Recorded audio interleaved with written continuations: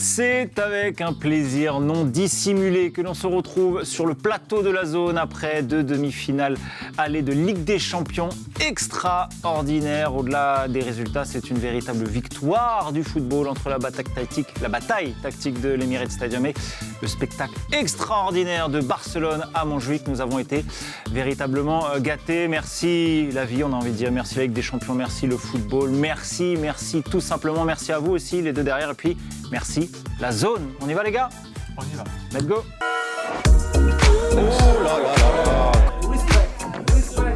Le football, il a changé. Mais c'est fini. Vous avez assez de cette bande de racailles. Les meilleurs, c'était des Noirs et des Arabes. Hello, salut à toutes, salut à tous et welcome on board. Oui, bien sûr, encore et toujours. Voilà, bienvenue sur le plateau de la zone. Et comment ne pas mieux commencer cette semaine et cette émission, évidemment, entourée des meilleurs et des plus beaux. Bobo et Job. Je l'appelle Job parce qu'il y a Job Bellingham. En plus, c'est presque comme toi. Si, parce que... Okay. Il est horrible, son anglais est atroce. Ça va les gars ? Très bien. Super. Très bien. All is good. Franchement, Super. Est-ce qu'on n'a pas été gâtés vraiment cette semaine ? C'est le football, avec un grand F comme ils disent. Moi, je dois dire que j'ai été très très gâté. J'étais très content de ces deux matchs. Honnêtement, beaucoup de plaisir. Est-ce que la compétition ne pouvait pas mieux porter son nom qu'après ces deux rencontres Arsenal-Paris Saint-Germain et Barça-Inter ? Quand on dit la Ligue des Champions, on pense... C'est la meilleure compétition, c'est le plus haut niveau. Donc Mais ça fait combien de temps qu'on voir n'avait du pas vu des matchs comme spectacle ça ? au plus haut niveau, c'est ça qui est fort, quoi. C'est que normalement, c'est très fermé, très tactique. Et là, de voir que ça peut partir un peu dans tous les sens, c'est magique, quoi. Magique. Ouais, vas-y Bobo. Non, mais je suis complètement d'accord avec ce que tu dis. Je me suis fait la réflexion, ça fait très longtemps que j'avais pas kiffé autant. Je parle du match de Paris, mais le match qui a opposé le Barça à l'Inter également. Ça m'a rappelé les soirées épiques de Ligue des Champions, de ma nostalgie. Je ne saurais pas dire quand exactement, mais tu vois, les grands matchs qui nous ont marqués. Il y avait quand même quelques années, les quelques années précédentes, je restais sur ma faim avec des pétards mouillés ou des équipes qui choquent. Là, on voit que les équipes ne choquent pas, ça joue dans tous les sens, quoi. C'était trop kiffant. Et quel demi vous a fait le plus kiffer entre Arsenal-Paris et Barça-Inter ? Barça-Inter. Ouais. Barça-Inter, ouais. Parce que les buts étaient sublimes. Même si le cœur est rouge et bleu de base, vraiment le Ouais, mais le match du Arsenal-PSG n'était pas forcément très, très ouvert ni très plaisant à regarder. Hein. Il y a eu des occasions, mais il y a eu beaucoup de ratés, même en termes de technique. Je n'ai pas trouvé ça extraordinairement élevé. J'étais un petit peu déçu. Je trouvais que le niveau était plus du côté de Barcelone techniquement ou dans l'approche tactique de l'Inter, quoi. Ok. Et toi, Bobo ? Pas pour les mêmes raisons, mais également le match Barça-Inter. Je trouve que le scénario du match m'a mis dedans direct, tout à l'Inter qui mène très rapidement 2-0, et tu t'es persuadé que en fait, le Barça, il peut pas laisser le match comme ça, ils vont pas attendre pendant 80 minutes. Donc quoi qu'il arrive, c'était forcé que tu aies soit une réaction du Barça, soit l'Inter qui pouvait mettre une valise aussi au Barça. Donc les deux buts, moi, ils m'ont grave chauffé, genre ça m'a bien lancé sur la suite du match. Donc, Avantage Barça-Inter. Et d'ailleurs, moi, j'ai envie de rebondir sur ce qu'on a un petit peu échangé. Sur ton t-shirt, peut-être. De quoi ? Non, j'ai mis au pif ce que j'ai trouvé un petit peu là, okay, dans mon armoire. Évidemment, vous aurez reconnu, c'est le t-shirt que les Zonards m'ont offert, voilà, que je porte fièrement, parce que moi aussi, j'ai pris énormément de plaisir à regarder cette demi-finale du côté de Barcelone, du côté de la Catalogne. Non, je voulais rebondir, on a échangé pendant la rencontre hier avec Bobo, et il me disait, ça faisait très très longtemps que je n'avais pas regardé un match sans jeter un œil à mon téléphone. Ce qui veut dire quand même un petit peu de l'intensité et de l'attrait de cette rencontre. C'est marrant parce que je trouve ça un peu pathétique de faire cette confession-là.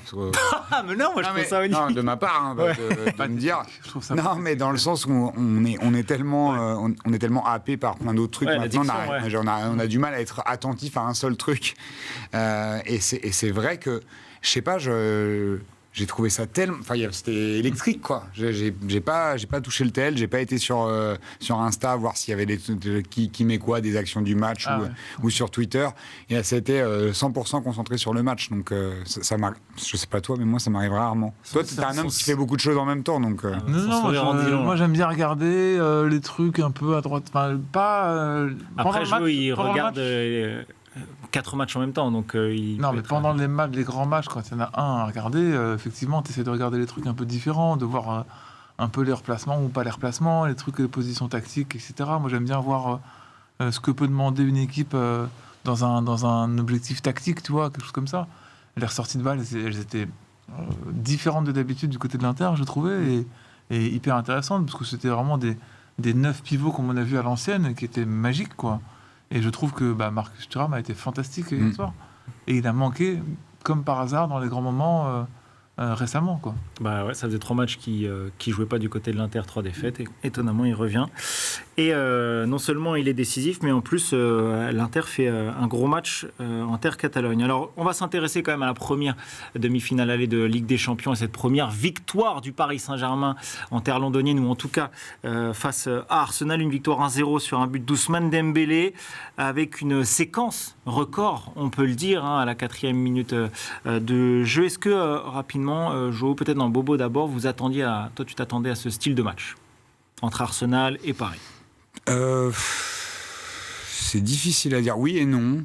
Oui et non. Dans le sens où je pensais que ça serait très, très serré, mais je pensais que surtout que ça tournerait à l'avantage d'Arsenal au match aller. En tout cas, je n'étais pas spécialement confiant. Et pas seulement pour les 3 derniers matchs, parce que ça serait, je trouve que ça serait réducteur de parler du PSG que sur ces 3 derniers matchs-là. Mais quand même, c'était des mauvais indicateurs. Hein. Et moi, j'avais un peu le sentiment qu'on pouvait avoir le trouillomètre qui commençait à monter un petit peu, qu'on n'est pas ce qu'on disait la dernière fois dans la dernière émission, qu'on avait peut-être passé le pic de forme du Paris Saint-Germain et que j'avais un peu peur de la redescente face à l'intensité que pouvait mettre Arsenal. Ça a été un peu ça, sauf que je pensais qu'Arsenal serait plus décisif sur coup de pied arrêté, et ça, c'était pas long. Mais, Ouais, c'est vrai qu'il y a un but qui a été refusé sur coup de pied arrêté. Toi, Jo, tu t'attendais à ça? Tu as été un peu déçu? Je m'attendais à avoir plus d'agressivité du côté d'Arsenal. Ouais. J'ai été surpris de ne pas voir un milieu plus actif en termes d'intensité, et de pressing et d'agressivité. J'ai vraiment trouvé que j'ai pas reconnu Arsenal des équipes récentes. Mais la faute à quoi? À une méforme d'Arsenal? Je pense que l'absence un de très Partey gros a beaucoup changé la donne, parce que le retour de Saka a fait un grand bien à Arsenal, mais aussi le retour de Partey dans l'équipe. J'ai trouvé que ça redonnait une dimension physique à cette équipe, et j'ai pas trouvé ça contre Paris. Contre Paris, on a revu les marqueurs forts du PSG du match aller contre Aston Villa, c'est-à-dire que Vara qui était très important, enfin tous les marqueurs forts quasiment. Mais je m'attendais aussi à ce que Paris soit beaucoup plus en difficulté que ça. Alors, ce qui n'est pas dit qu'au retour ce soit pas ce qui se passe. Hein. Oui, bien sûr, non, c'est clair. Qu'est-ce qui a changé par rapport, on rappelle c'était 2 clubs qui s'étaient affrontés lors de la phase de Ligue, et puis je ne vais pas dire que Paris n'avait pas existé, mais en tout cas, à aucun moment on avait potentiellement pu se dire que Paris allait l'emporter ou ramener quelque chose de l'Emirates Stadium au mois d'octobre. Qu'est-ce qui a changé dans ces 7 mois? Est-ce que c'est juste un team spirit? Est-ce que c'est, je sais pas, tactiquement, comment est-ce que toi tu l'analyserais? Moi, je pense que c'est un peu long, là, parce qu'au fil des mois, on fait que décortiquer ça. J'ai l'impression que le chemin, il est titanesque en quelques mois, sans parler de l'évolution de l'équipe en tant que telle. Mais si on regarde l'équipe du mois d'octobre et l'équipe là, c'est plus du tout les mêmes équipes, ne serait-ce que par la capacité de chacun des joueurs à adhérer au projet et de jouer ensemble de manière collective, et que ça coulisse en même temps et que tout fonctionne très bien. C'est des joueurs qui ont explosé, Doué, Dembélé. Enfin, je pense qu'il y a trop d'arguments à donner là pour pouvoir comparer les 2 équipes. Peut-être que c'est plus. Toutes les équipes, c'est comme ça. Toutes les équipes, tu sens que les formes du moment parlent, et c'est pas forcément sur toute la saison. C'est plus comme avant. Tu vois, j'ai l'impression que Paris est moins fort qu'il y a 1 mois et demi, 2 mois, mais pour autant c'est peut-être suffisant pour passer et pour aller au bout, et le Barça de maintenant est peut-être plus fort que le Barça d'il y a 2 mois, et enfin tu vois, l'Inter il y a 2 mois était beaucoup plus fort qu'aujourd'hui. Tu sens qu'ils sont un peu empruntés, je sais pas, moi j'ai l'impression qu'il y a des joueurs qui étaient au top il y a 1 mois et demi, 2 mois, et qu'en fait c'est un peu comme tu fermes un peu les cases, genre Hakimi il est moins bon, Marquinhos c'est jamais remonté la case, mais il remonte un petit peu, Marquinhos, Barcola un peu moins bon, tu vois, et ainsi de suite. Et au final, tu essaies de voir par rapport aux 4 dernières équipes qui tient encore le coup. Et pour l'instant, je pense que c'est comme ça, quoi. Vous disiez tout à l'heure, tous les deux, plus ou moins, que vous attendiez meilleur Arsenal, ou en tout cas qu'Arsenal puisse vraiment un peu plus embêter le Paris Saint-Germain. Jo, où est-ce que le PSG t'a surpris dans cette rencontre ? Ou qui t'a surpris ? Paris m'a pas surpris, c'est plus Arsenal qui m'a surpris. Dans le mauvais sens, du coup. Je pense que Paris allait faire ce match-là, mais qu'Arsenal aurait fait plus. Et ils ont manqué de présence dans la surface de manière vraiment, vraiment criante. Il n'y avait ni Merino, ni Trossard dans la surface, tandis que Paris avait Dembélé, par exemple, ou avait Barcola, ou avait Gvara dans la surface. Il y avait plus de poids dans la surface. Et c'est ça qui m'a surpris. Après, ils ont quand même eu des grosses occasions, mais du côté de Paris, malheureusement, Vitinha, je l'ai trouvé en difficulté. Alors après, tout le monde ne l'a pas trouvé en difficulté. Hein. Et je trouve qu'il a perdu des ballons assez inquiétants. Et puis Hakimi est totalement absent en ce moment. Je ne sais pas ce qui se passe, mais on le voit plus défensivement, on le voit plus offensivement, on le voit plus... C'est vrai que tu parles de Marquinhos, là t'en parlais un petit peu.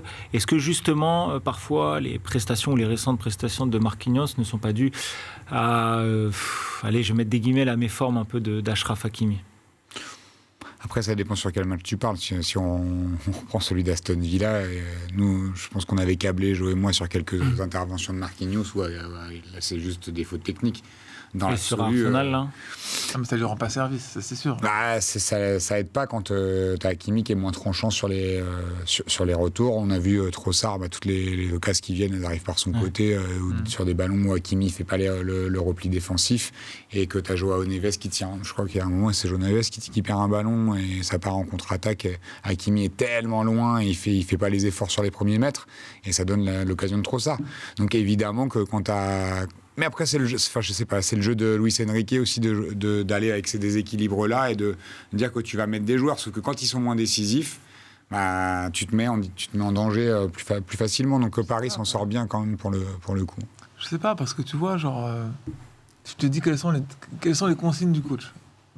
Se concentrer plus sur Saka que sur les autres. Et tu vois que Nuno Mendes, il a encore pocket un joueur de classe mondiale. En revanche, on l'a pas vu offensivement. Donc, tu vois, il y a un joueur qui comprend qu'on le verra moins offensivement, mais en tout cas, il s'occupe de sa tâche-là, tu vois. Et Hakimi, je ne sais pas s'il sait faire autre chose que ce qu'il sait faire. Tu vois ce que je veux te dire ? Je ne sais pas si, sur un match, il va être capable de rester défensivement sur ce poste-là. De faire le faux latéral. Et de voilà, faire exactement. Tu vois, je faire le troisième. Je pense que sa façon de jouer a évolué et qu'elle restera comme ça, quoi qu'il arrive. Moi, j'ai le sentiment que depuis un moment, quand même, il n'y a qu'un seul piston, quoi. Il n'y a que Hakimi qui joue en piston très haut, et t'as Mendes qui fait le troisième en faux latéral, qui revient coulisser au milieu. Mais là, ça fait défendre à 3 sur certaines phases de jeu où on voit quand même qu'Arsenal a imposé à Paris de courir. Et ça, on le savait. Il y a eu beaucoup de jeux avec des ballons portés. Rice, notamment, qui a quand même traversé 2-3 fois le terrain. Et ça a obligé... Tout le bloc à devoir... qu'est-ce qui t'arrive ? Non, je suis à 2 doigts d'éternuer, c'est pour ça. Declan Rice, ça te fait éternuer ? Ouais, c'est ça. Non, c'est le printemps, hein, désolé. Enfin, mais là où j'ai trouvé que finalement, si on prend un peu de recul et qu'on sort des cas individuels, j'ai trouvé que Paris avait été intéressant sur cette capacité à maîtriser un match à une demi-finale de Ligue des Champions avec la pression qu'on pouvait imaginer. Donc ça, je ne sais pas si c'est un truc de step. Tu vois, je pense avec ses défauts aussi. Ouais, et c'est ça qui est intéressant. En se disant, ok, ils connaissent leurs défauts, ils savent qu'ils vont subir à certains moments, que ça va peut-être prendre du côté de Marquinhos, d'Hakimi, que ça va plonger, mais tu t'en sors avec 1-0, avec un clean sheet, et t'as presque l'impression que c'est pas si anormal que ça au sortir de ce match-là. Et peut-être que c'est ça là où Paris a passé un cap, là où il se retrouvait en difficulté. Là, c'est un match presque comme les autres. Et merci Donnarumma, quand même. Parce encore une fois, les deux arrêts stratosphériques sur Martinelli et Leandro Trossard, c'est extraordinaire. Après, t'as pas une équipe qui gagne la Ligue des Champions qui a pas un gardien extraordinaire, au moins sur la saison de Ligue des Champions. Ouais. Peut-être que si Paris va loin, ça sera parce que Donnarumma fait une saison stratosphérique. Est-ce qu'il sera toujours à ce niveau-là, qui progressera ou qui nous fera des boulettes, on ne sait pas. Mais en tout cas, sur cette année, ça peut te faire gagner la Ligue des Champions. Alors, justement, là, sur cette demi-finale aller, est-ce que vous arrivez, là, vous parlez de Donnarumma, donc c'est pour ça qu'il y a cette question qui vient. Est-ce que vous arrivez à ressortir un joueur plus qu'un autre ? Est-ce qu'il y en a un aujourd'hui dans la dynamique actuelle du PSG qui est plus important qu'un autre ou que les autres? Ou c'est vraiment, échelle égale? Je pense qu'ils ne réfléchissent pas en termes de... Là, je parle de vous, votre avis, je parle pas de Luis Enrique qui se dit, lui, c'est le plus important. Genre, si on enlève lui de cette équipe... T'as Donnarumma et t'as Dembélé aujourd'hui, je pense. C'est vraiment les deux marqueurs forts de l'équipe. Parce qu'au milieu de terrain, Vitinha est moins bon récemment. J'ai trouvé Fabien Ruiz excellent sur ce match-là. Sur les 60 minutes un peu que Paris a dominé. Je trouve qu'il a rayonné. Puis même le jeu sans ballon, moi, je le trouve tellement intelligent. Bien sûr. Sur le but Sur le but, c'est lui qui permet, qui ouvre le couloir. Mais en général, même sur les replis défensifs, sur comment il ferme les angles de passe, c'est assez fou quand tu regardes 5 minutes Fabien Ruiz, que tu regardes que lui sur le terrain, tu vois à quel point il est important dans cette animation-là. Pour toi, Jo, c'est lui aujourd'hui le milieu le plus important des trois, là? Je pense qu'ils sont tellement complémentaires. Parce que Joao Neves, il te fait des sauvetages de zinzin sur le match encore. Hein. Et puis Vitinha aussi, quand même. À certains moments, il te fait remonter le bloc. C'est trop important. Les trois sont... Ça me rappelle vraiment ce Mota, Matuidi, Verratti en complémentarité, pas dans les profils. Mais ils sont très complémentaires. Et je vois personne rentrer dans ce milieu en rotation. Hein. Même Warren, Zaïre Emery, c'est compliqué. Cet alliage technique est très important, je trouve. Oui, excusez-moi. J'allais dire, moi, tu vois, sur le moment où Dembélé se touche les adducteurs, je t'avoue que j'ai transpiré un peu. Et c'est là où je me dis quand même que Ousmane, dans Dembélé, dans la saison qu'il fait, dans ce qu'il apporte et dans sa manière de se mettre au service et d'être décisif à la fois, devant, tu vois, ça me ferait, je serais vraiment très triste de devoir me passer de lui, tu vois, s'il s'était blessé pour le match retour. Si on devait en perdre un, j'aimerais pas que ce soit Ousmane. Et alors là, ça va peut-être vous paraître un petit peu fou, mais quand on voit un petit peu les errements défensifs, les lacunes un petit peu d'Achraf Hakimi en ce moment, est-ce que vous imaginez... vous pouvez imaginer Luis Enrique le remplacer tout simplement par, peut-être pas un Yoram Zagué, mais un Warren Zaïre Emery au poste de latéral droit. On sait qu'un soldat qui va appliquer les consignes défensives et qui potentiellement pourrait sortir un match d'une fiabilité, tout ce qu'il y a de plus solide face à un Martinelli. Ou vraiment là, non, pourquoi pas. Ça peut être lui, ça peut être un autre. C'est déjà arrivé que... il y a des changements un peu surprises qu'il le fasse pendant les matchs et avant un match important. Je ne serais pas forcément étonné, mais ça peut être aussi en plein match, pas par un souci pour le punir, mais parce qu'il sent qu'il est moins bien physiquement, et ce qui est le cas, ça ne me choquerait pas. En fait, c'est très compliqué, parce que là, on parle tu parlais de la blessure de Dembélé. Mais depuis... automne dernier, qui s'est blessé au PSG? Qui s'est blessé au PSG depuis 6 mois? Personne. Il y a Kanguini avec la trêve internationale. En titulaire dans le 11 type. Aucun joueur s'est blessé. Enfin, je ne sais pas depuis quand c'est arrivé. Je ne sais même pas en Europe, dans les équipes de Ligue des Champions, avec le calendrier qu'il y a eu, je ne sais pas si c'est déjà arrivé. Donc, il y a plusieurs choses à sortir de ça. La première chose, c'est que merci au PSG d'avoir la Ligue 1, parce que ça permet de faire tourner. Et les gens qui disent, ouais, mais tu n'as pas le rythme, l'adversité, ce que tu veux. Ok, mais quand tu joues tous les 3 jours pendant 6 mois, bah, tu es bien content de pouvoir faire tourner en championnat. Et puis aussi, le staff, quoi. Enfin, c'est quand même le staff qui fait tourner à chaque match en Ligue 1, qui a 30 points d'avance en championnat sur le deuxième, malgré le fait de faire tourner tout le temps. Donc, on ne se rend pas compte de la performance de cette saison, quoi. Je trouve ça stratosphérique. Ouais, c'est peut-être la meilleure saison de l'histoire du Paris Saint-Germain. Et t'as vu, largement, hein, sans la moindre comparaison possible, quoi. Et je me faisais la réflexion, tu vois, quand qu'on était hyper sage depuis le début de l'émission, tu vois, comme s'il y a une certaine forme de pudeur ou de peur, tout simplement, à s'emballer. Alors que d'habitude, tu vois, après quand on repense à l'après match aller contre Aston Villa. Moi, j'étais un peu dans une euphorie. J'entends qu'il était dans son rôle de ouais, vous allez voir, ça va pas être si facile. Et là, il y a je sais pas, c'est assez. C'est pas zen ou serein.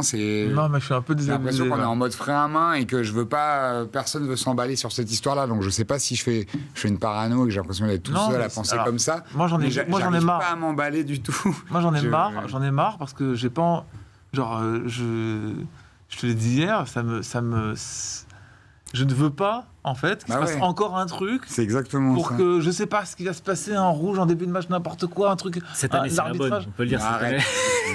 Mais il faut arrêter, il n'y a rien en face. C'est ça. Il n'y a pas une équipe, je suis désolé, tu regardes les 3 autres équipes, quand Paris gagne 1-0 au match à l'extérieur, c'est la cote pour la qualification, c'est 1,14. C'est ridicule, ok ? Donc à un moment donné, il faut arrêter de trouver des excuses, parce que c'est le PSG, je sais pas quoi. Arsenal en face, c'est des chokers. Même si Paris, c'est aussi une équipe de chokers. C'est pas le Real Madrid en face. Donc il faut arrêter de flipper avant un match retour comme ça. Et s'ils sortent, bah c'est des merdes en fait. Non mais j'en ai marre en fait. On cherche tout le temps des excuses pour se dire ah ouais mais ils ont sauté parce que c'était le Real Madrid en face, c'est un grand club, c'est le plus grand club du monde. Ok très bien. Il y a quoi en face ? Tu regardes Barcelone, Inter, Barça, ils ont une attaque extraordinaire mais leur défense c'est une blague. L'Inter, ils sont au bout du rouleau de leur saison. T'as l'impression que ils sont tous cuits. À un moment donné, il faut dire des choses quoi. Si tu la gagnes pas cette année en fait, tu la gagnes quand ? Ils ont dépensé des milliards avec leur équipe. Je suis désolé, à un moment, moi j'en ai marre qu'on me dise « Ah, mais qu'est-ce qui va encore se passer ?» Oui, je pense ça. Mais c'est pas normal de penser ça. C'est pas normal de se retrouver dans une situation où tu gagnes 1-0 à l'extérieur au match aller et tu te dis « Ouais, mais je sais pas. » Tu vois ce que je veux dire ? On pense ça, mais c'est pas normal. À un moment donné, il faut aller la chercher. Il n'y a pas d'excuse, quoi. Tu vois, c'est tout. Cette année, c'est la bonne. Mais Cette année, c'est la bonne. Oui, et voilà. Et si Paris se fait sortir en Ligue des Champions au match retour, je me rase la tête. Et si Paris gagne pas, on verra après. Mais voilà.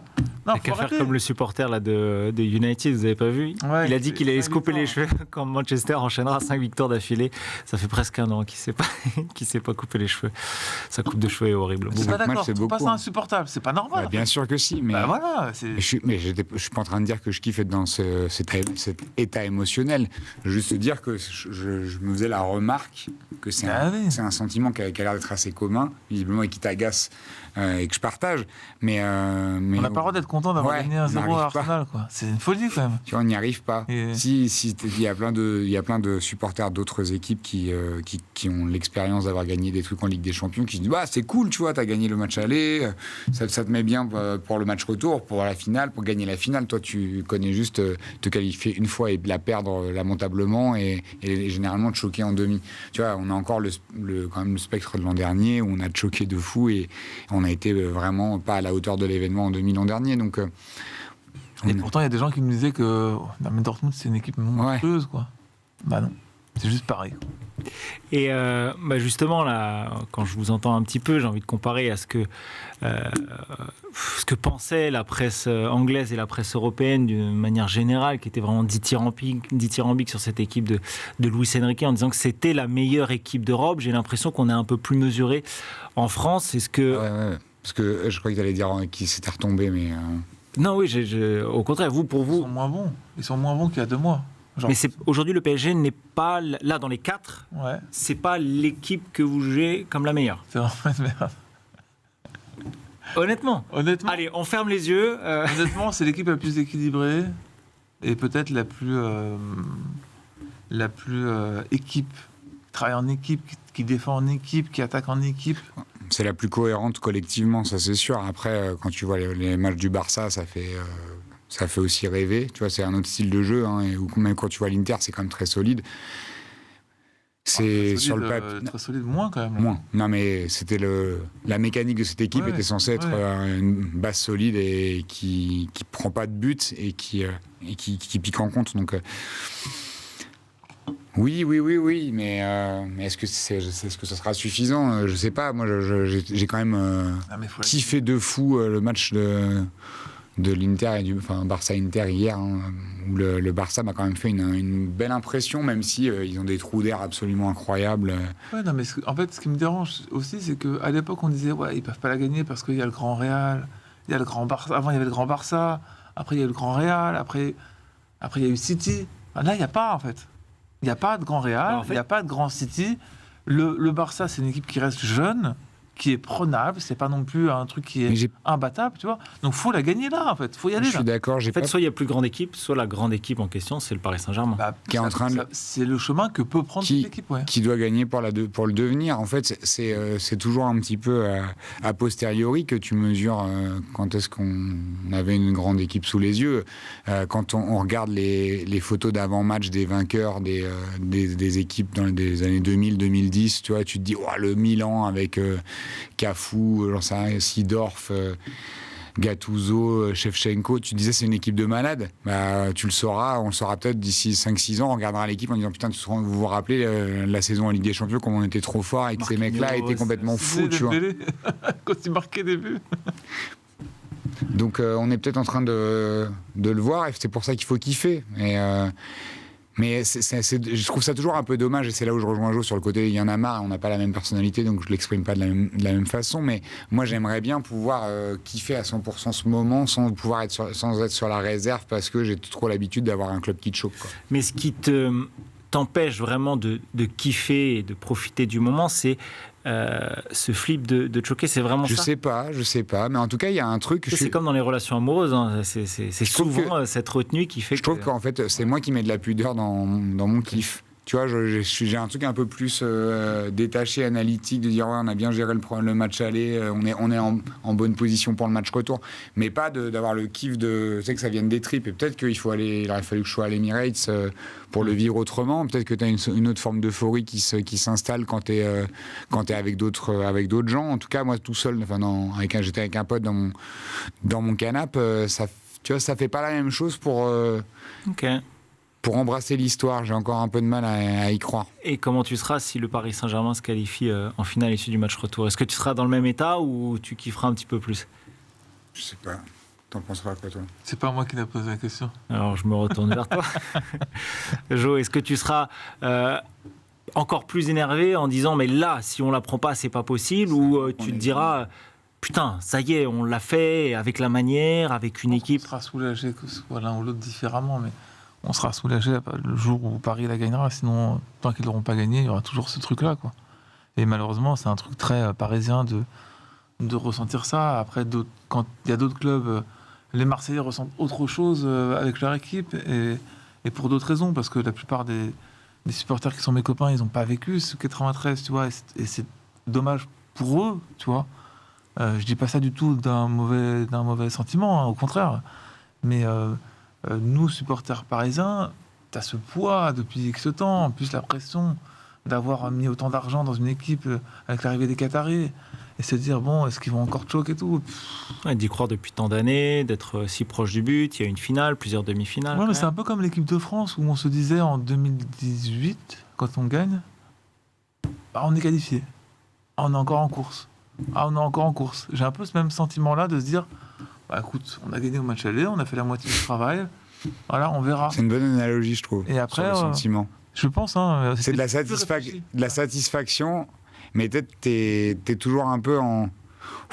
Est-ce qu'on peut kiffer, ou on attend un Marche peu sur les la œufs, Coupe du Monde Ouais, 2018, ça. c'était vraiment ça. Ouais. Mais parce que tu as là aussi le coup près du match à élimination directe, mais je vis ces doubles confrontations comme bah là, des matchs à Là, élimination ça y est, directe. maintenant, à partir de maintenant, Ouais. c'est sur un match. Ah bah, Vivement la semaine prochaine. Et avant d'enchaîner sur l'autre demi-finale entre le Barça et l'Inter, justement, on a un peu comparé le PSG avec les autres équipes. Moi, j'ai envie de comparer les entraîneurs, et surtout Luis Enrique et Hansi Flick, qui se ressemblent un petit peu là au vu de leur dynamique et de leur réussite. S'il y avait un entraîneur entre les deux qui devait être récompensé pour être le meilleur entraîneur de la saison, ce serait lequel à l'instant T, selon vous?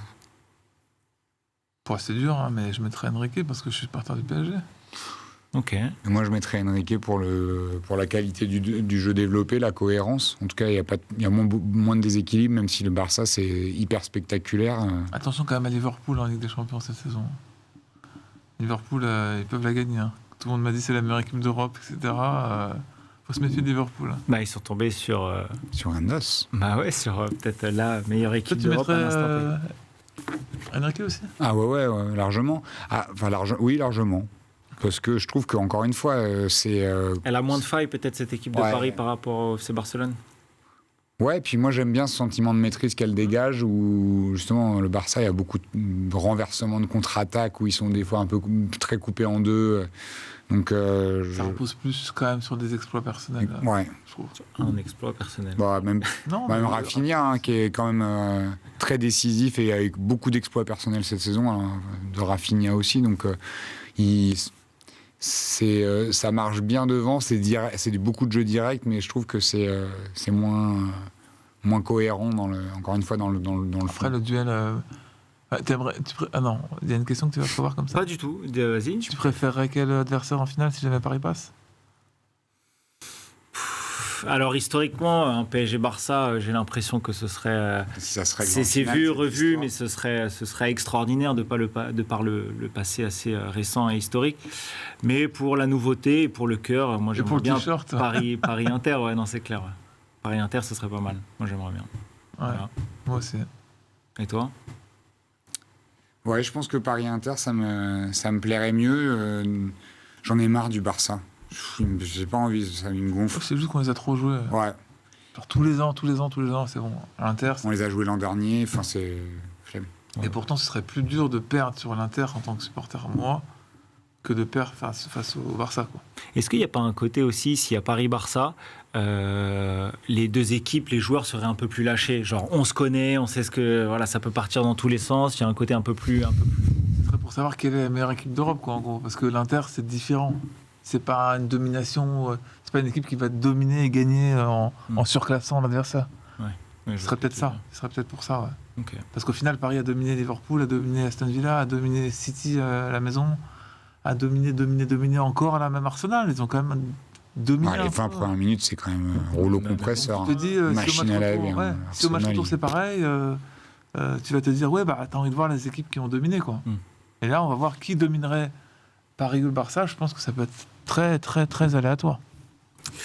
Voilà, si vous aviez d'autres choses à rajouter sur ce Arsenal-Paris Saint-Germain où on enchaîne sur l'autre demi-finale extraordinaire, vraiment incroyable, on manque de superlatifs pour cette première confrontation entre le FC Barcelone et l'Inter Milan, les deux meilleures équipes d'Europe à l'heure actuelle. Ah, je pensais que vous alliez me reprendre de voler sur... Ça nous arrange, ça. Moi, ça me va bien d'être outsider. Hein. Pas de souci. Concrètement, pour le FC Barcelone, donc il y a eu 3 partout au terme d'un match de fou. L'Inter menait 2-0 au bout de 20 minutes. Il y avait 2 partout à la mi-temps, puis 3-2, 3-3. Il y a même failli avoir 4-3 si Mkhitaryan chaussait du 40 au lieu du 41. Au final, est-ce que c'est une bonne ou une mauvaise opération vraiment pour le FC Barcelone? Et je pose Une mauvaise opération. Une mauvaise opération vraiment? Bah oui, je pense. Parce qu'à l'extérieur, ils sont moins forts qu'à domicile. Alors pourquoi j'ai l'impression, en tout cas ils ont plus perdu à domicile, toutes compétitions confondues, qu'à l'extérieur. Mais pourquoi j'ai l'impression que les favoris dans cette demi-finale-là, c'est le FC Barcelone malgré ce résultat-là? Ou alors c'est moi qui... Parce qu'ils ont imprimé quelque chose de fort et que c'est eux qui sont les maîtres, j'ai l'impression, du match retour. S'ils décident de marquer 5 buts, ils peuvent marquer 5 buts. Mais l'Inter, malheureusement, ne décide pas d'en mettre 3 ou pas, quoi. J'ai l'impression. Je pense que c'est pour ça. En fait, le truc, c'est que j'ai un peu l'impression que c'est conditionné à un exploit de l'Inter de ne pas prendre de but au retour et d'aller marquer le but qu'il faut, comme ils ont un peu l'habitude de jouer. Sauf que là, il faudra canaliser l'équipe qu'on a vue hier soir. Et on s'est rendu compte que même menée 2-0, elle pouvait renverser le match et avoir une pluie d'occasions. Et quand tu vois comment les défenseurs de l'Inter étaient sur le reculoir en première mi-temps, quand Lamine Yamal arrivait sur le côté, et même en deuxième mi-temps, tu vois ce qu'il imprime inconsciemment chez son adversaire, c'est quand même une dinguerie à 17 ans de voir que tout le monde tout le monde baltringue en fait. Mais c'est pas un jugement, hein, mais c'est ça qui l'induit. Donc c'est quand même, je me dis, c'est un bon résultat pour l'Inter, mais paradoxalement, ça va pas être plus facile au retour. Donc qui est le favori pour le match? Moi, je pense que c'est le Barça quand même, dans l'absolu. 50-50, c'est 50-50, Ah ouais, franchement. tu trouves, hein? Je trouve que c'est 50-50 parce que j'ai pas reconnu non plus l'Inter au milieu de terrain, tu vois. Je trouve que le milieu de terrain du Barça est quand même très offensif. Et toutes les difficultés qu'a posé l'Inter au Barça, justement, dans le repli du milieu de terrain, ça s'est vu sur les 3 buts et demi, quoi, de l'Inter. Je mets 3,5 pour le Sud-Méditerranéen, parce que c'est criant. La défense du Barça, c'est un très, très, très, très gros point faible. Et le gardien aussi. Donc, tu mets une équipe, l'équipe du Paris Saint-Germain dans la transition rapide, donc dans la contre-attaque, tu mets le Paris Saint-Germain, il peut y avoir 4 ou 5 buts aussi hier soir encore. Le match à l'Inter, il y aura plus de pression de la part de l'Inter, plus d'agressivité parce que tu es à la maison. Et ils savent on va voir aussi si Lautaro sera là aussi. Et ils savent qu'ils doivent gagner le match. Mais après, tu vois, on parlait de la défense du Barça, ils ont peut-être perdu Jules Koundé pour le match retour. Je ne sais pas trop si c'est grave ou pas. Lewandowski, visiblement, ce serait niet. Ouais. Ça sera cuit aussi. Donc, il y aura aussi ces données-là à prendre en compte. Parce que c'est quand même... Koundé, ça va être un gros absent, surtout quand tu vois la forme dans laquelle il est. Une équipe jeune qui peut un peu passer à côté de moments clés, comme ils l'ont fait hier soir. Est-ce que c'est... un manque de maîtrise, quoi. Oui, il y a un manque de maîtrise, mais c'est ça qui est assez incroyable, c'est que sans cette maîtrise-là, avec une défense aux abois, et sans Lewandowski, on a quand même l'impression qu'ils peuvent mettre 10 buts par match. Enfin, tu disais 5 buts. Sans Lewandowski, ils ont quand même inscrit 3 buts face à une Inter qui avait... encaissé un seul but lors de la phase de Ligue, qui est la meilleure défense d'Europe. Est-ce que, moi je vous pose la question, est-ce qu'aujourd'hui on parle beaucoup de Kvara, Barcola, Dembélé, Désiré Doué, est-ce qu'au final la meilleure attaque d'Europe, c'est pas le FC Barcelone? Si, bien sûr que si. Mais je pense qu'il n'y a pas de débat. Ok. Ouais. Après, encore une fois, j'ai été surpris du mauvais niveau de la défense de l'Inter. Parce que le but de Rafinha, ça n'existe pas. Une passe en retrait sur un corner avec une frappe, où le gardien la met sur la barre et elle rentre quand même, ça n'existe pas. Il y a une faute de la part de la défense, parce que le mec, Rafinha, est tout seul, déjà, ou personne n'intervient, ou personne ne contre la frappe, et Sommer, il fait une faute de main, quand même. Toi, genre, la frappe, elle est quand même au centre. Ouais, après, elle arrive très très vite. Ok, mais bon, il la touche, hein, il la touche avant la barre. Mais moi, je trouve que ce but, il doit jamais exister. Après que Yamal, il mette son premier but, et encore, Yamal, enfin... Ouais, les exploits frapper, toi. C'est un peu, mais les c'est un peu exploits personnels peuvent exister. Je veux dire, mais bien sûr, Lionel Messi en a mis des plus incroyables et qui bien paraissent... sûr, Robben aussi, mais c'est pas pour autant que je trouve ça normal. C'est ça que je veux te dire. C'est pour ça que c'est pas normal. Parce que c'est extraordinaire et que... Mais j'étais surpris de voir que ça pouvait arriver à la meilleure défense italienne de la compétition. Tu vois ce que je veux dire? Pour moi, ça arrive contre beaucoup d'équipes, mais pas contre cet Inter-là. Tu vois, ça que... Il y a beaucoup de monde quand même. Tout Lamine Yamal qu'il est. Tout Lamine Yamal qu'il est, oui. Ouais, parce que tu vois, sur le début du match, les prises à deux, elles fonctionnaient quand même pas trop mal en vrai. Hein. Ouais, mais j'ai l'impression que Yamal, il a ce truc où... on disait parfois, les grandes équipes, elles ont toujours ce joueur qui décide du sort de la rencontre. Et à 2-0, sachant que Yamal n'aurait dû pas commencer la rencontre parce qu'il s'est blessé à l'échauffement. À 2-0, j'ai l'impression qu'il a switché, il s'est dit « Ok, c'est bon maintenant, laissez-moi, je vais parler ».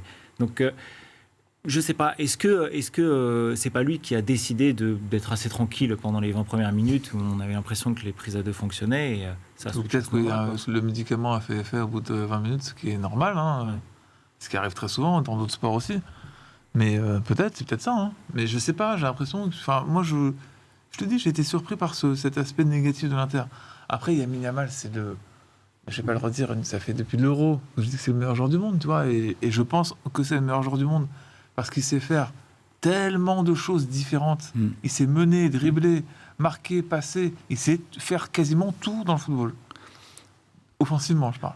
Tiens, il y avait des débats assez marrants qui opposaient Désiré Doué à Lamine Yamal pour voir sur le côté décisif, enfin qui mettait Doué devant sur le caractère plus décisif du joueur sur le même nombre de matchs joués. Et moi, j'ai un peu, quand je vois Lamine Yamal jouer, en fait, j'ai du mal à mettre des chiffres. Tu peux me sortir tous les chiffres que tu voudras de n'importe qui, de Doué ou d'un autre, que je penserais toujours que c'est le meilleur joueur du monde. En devenir, en tout cas, dans ce qu'il est capable de faire avec un ballon. Et J'aime pas particulièrement le Barça, mais par contre, je paye mon billet pour voir Lamine Yamal. C'est un délire. C'est un délire de kiff, de voir ses prises d'appui, c'est les feintes qu'il peut mettre pour changer de direction. C'est le mec le plus imprévisible. Actuellement, ouais, en 1 contre 1, et puis même techniquement, ce qu'il est capable de faire, les gestes qu'il invente. Encore une fois, c'est Neymar, Neymar 19-20 ans, quoi. Il vole. Ouais. C'est un mot. Ouais. Excuse. Non, j'allais dire c'est très imprévisible, comme tu disais, parce que c'est du talent pur. Désiré Doué, c'est pas du talent pur, c'est beaucoup de talent. Travail. C'est beaucoup de talent, mais il y a aussi beaucoup de travail. Tu sens qu'il y a moins de travail chez Yamal. C'est moins instinctif peut-être chez Désiré Doué. Je pense, ouais. Mais j'ai vu 100 matchs c'était 100 matchs, putain. Cristiano Ronaldo 19. Messi 9, je crois. Messi 9. Mais bon, après, je suis pas certain qu'il aura la longévité de les autres. En fait, c'est parce que t'as joué 100 matchs à 17 ans, ton corps il va pas tenir. Ouais. Vous avez vu l'interview de Eric Dimeco? Vous avez vu que le daron il est cramé et que le cadre familial il est très compliqué. Non mais au-delà de ça, ton corps il tiendra jamais. L'interview d'Eric Dimeco qui disait qu'aujourd'hui il vivait avec des anti-inflammatoires en fait, parce que quand il sait qu'il doit marcher dans la journée. Et là on parle d'un joueur. Des sportifs de haut niveau ils sont comme ça. Mais on parle d'un joueur des années 90 qui jouait pas le nombre de matchs que Lamine Yamal fait et à 17 ans. Moi, j'ai un peu peur de l'état de son corps à 25 ou 26 ans. Sincèrement, c'est pas pour lui porter l'œil, et j'espère vraiment pas. Mais c'est quand même... Je sais pas ce que ça dit, en fait, ce chiffre. C'est impressionnant et en même temps, c'est un peu vertigineux, quoi. Je sais pas quoi en penser. Je sais pas si je trouve ça hyper bien, finalement. Après, il y a eu les 2 dernières années où c'était en construction, cette équipe. Et il jouait pour... Enfin, tu sais, il faisait jouer les jeunes pour faire jouer les jeunes, pour leur donner l'expérience. De façon très assumée, je trouve ça très bien. Oui, tu peux savoir quoi Non, je voulais. À combien de matchs il était, Pedri? Parce qu'il y a eu un moment donné, vous savez. Pedri s'est blessé longtemps. Ah ouais. Genre il s'est fait. Et puis bon, on se rend pas compte, mais il a déjà 50 plus que Lamine Yamal, Pedri, quoi. C'est ça qui est dingue. Mais il y avait eu un petit peu, vous savez, ce running gag sur le fait qu'il jouait tous les matchs avec toutes les équipes dans lesquelles il était. Mais il faut pas non plus. Il faut pas comparer l'incomparable, quoi. C'est ça qu'il faut pas comparer. Messi, Cristiano, non, parce que Yamal, tu verras ça à la fin de sa carrière, quand elle sera, il fera la carrière qui sera la sienne. C'est déjà ce qu'il a fait, même ne serait-ce qu'hier soir, quelque chose qui marque l'histoire du football, et il faut arrêter de projeter. Il a moins de chances pour durer 15 ans qu'un mec comme Messi ou qu'un mec comme Cristiano.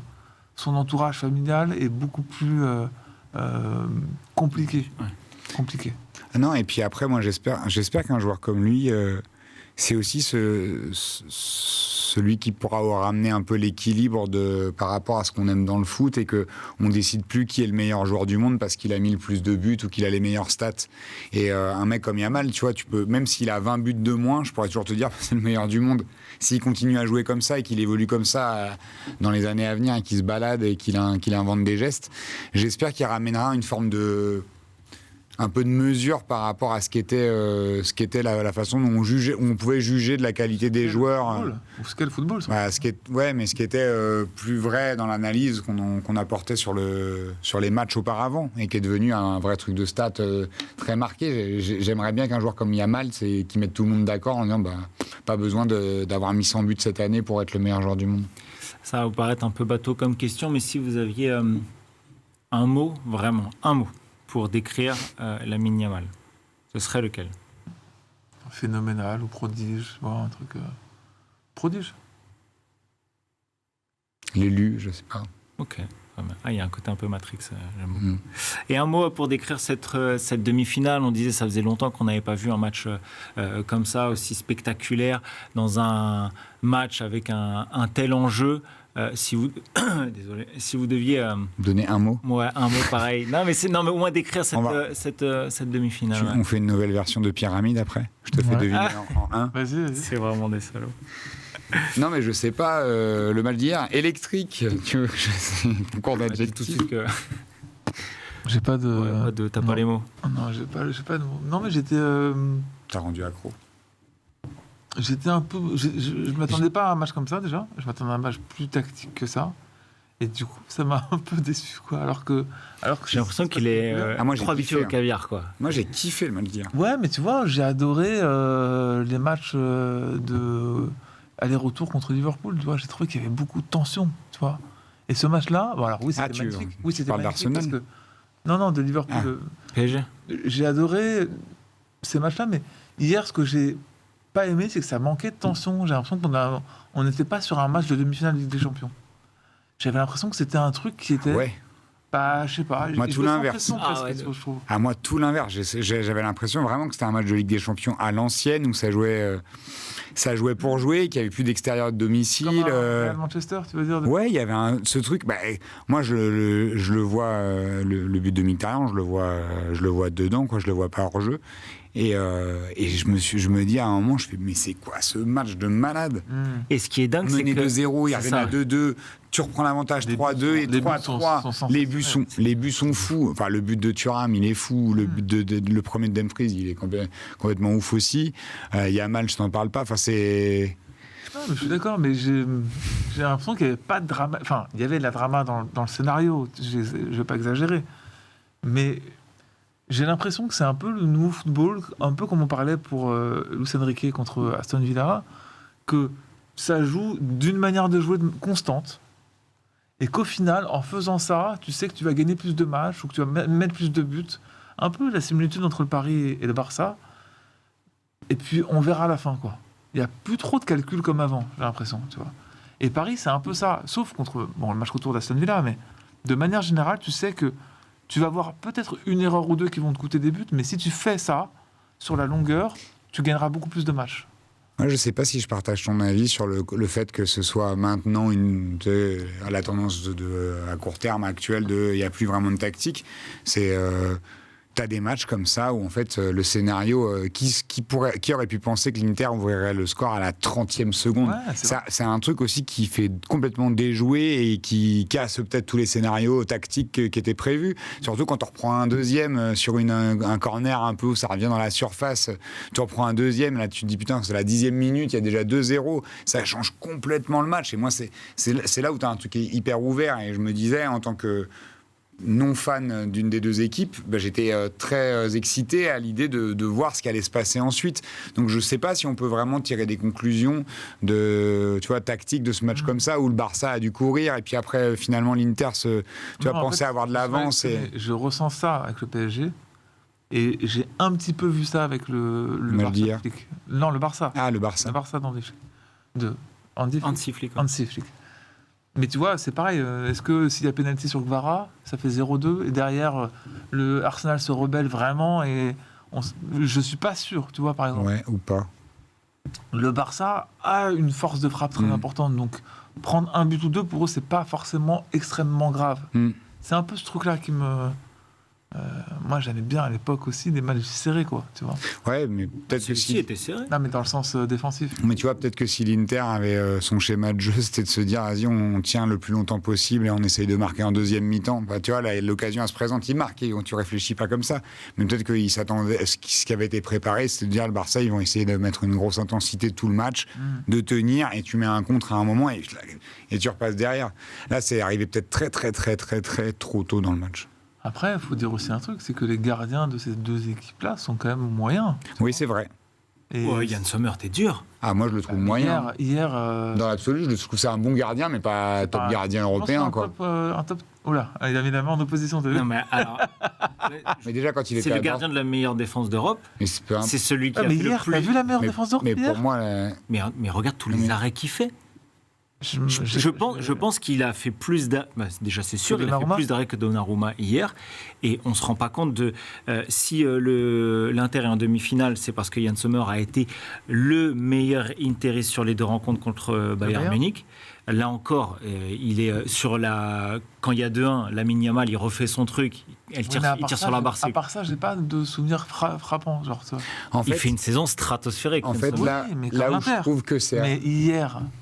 Hier, pour moi, c'est le meilleur interiste. Là où je trouve que c'est un peu à mesurer, cette lecture sur Sommer, c'est que quand tu dis que c'est le gardien de la meilleure défense, ça veut surtout aussi dire qu'il concède des frappes qui sont beaucoup plus faciles, entre guillemets, que d'autres défenses. C'est-à-dire que la plupart des frappes sont contrées, ralenties, dans des angles un peu compliqués, parce que Bastoni, ça défend bien. Enfin, je ne vais pas faire la ligne défensive entière, mais ça te permet aussi, quand tu as une défense comme ça, d'avoir moins d'actions d'arrêts importants à faire. Et je trouve que les arrêts, il a eu des arrêts à faire, c'est vrai, mais c'était pas des arrêts très compliqués.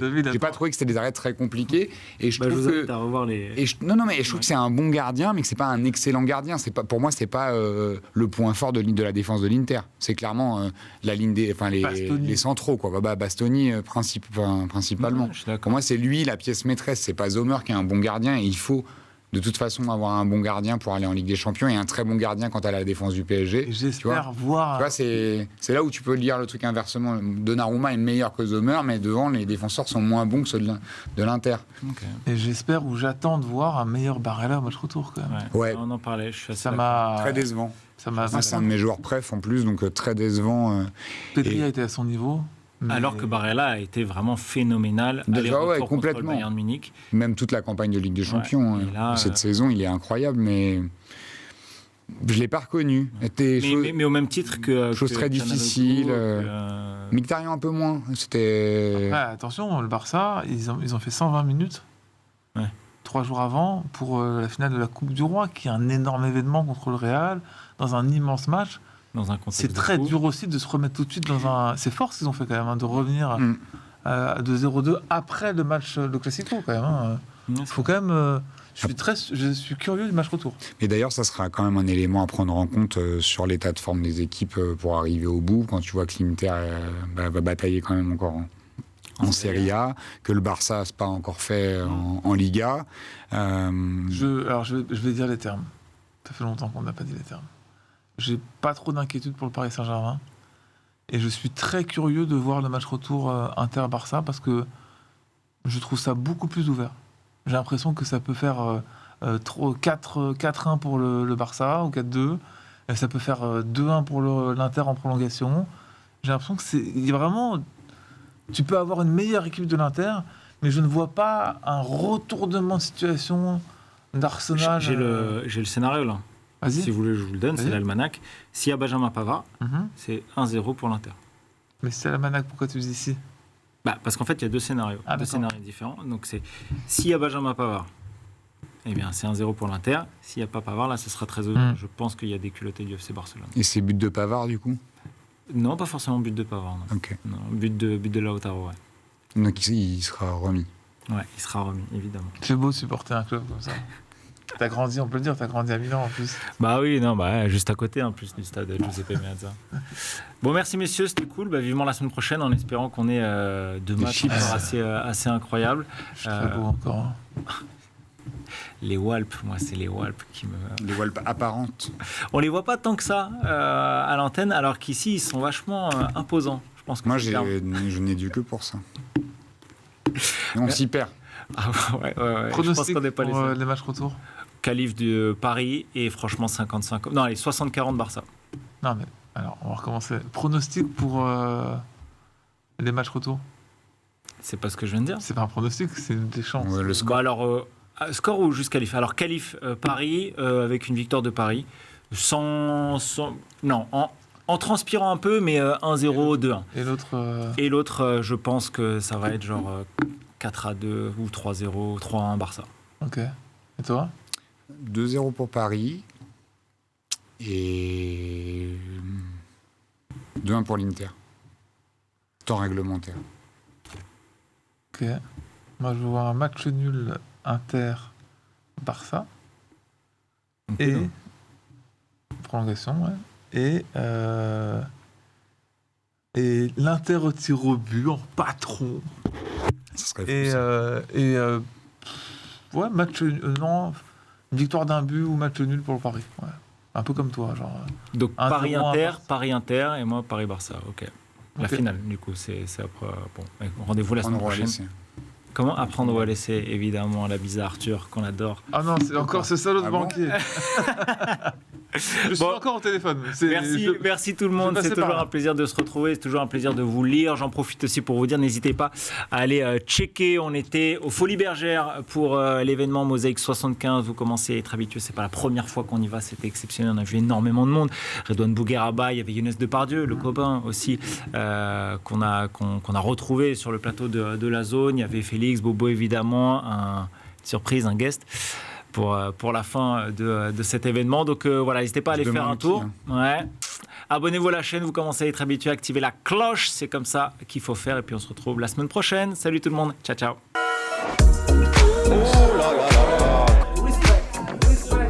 Le football, il a changé. Vous avez assez de cette bande de racailles. Les meilleurs, c'était des Noirs et des Arabes.